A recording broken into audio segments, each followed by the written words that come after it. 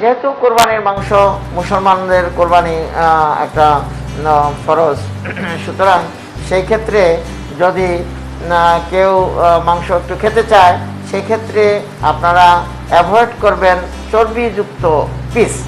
যেই মাংসের পিসের সাথে চর্বি থাকে সেই মাংসগুলি অ্যাভয়েড করার চেষ্টা করবেন।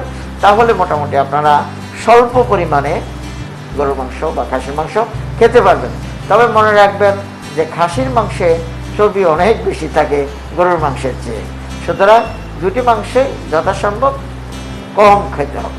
রান্না করার ক্ষেত্রে মশলা বেশি দেয় কম দেয়, মশলা তো অন্যান্য ক্ষতিকর, যেমন আমাদের পেটের বিভিন্ন রকমের পীড়া হয়, সেই ক্ষেত্রে মশলা যত কম দিয়ে পারা যায় সেটাই তো ভালো।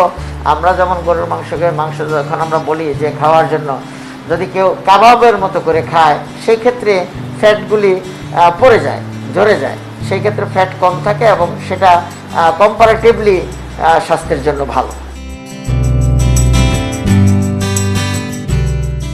সৌজন্যে জিসকা ফার্মাসিউটিক্যালস লিমিটেড।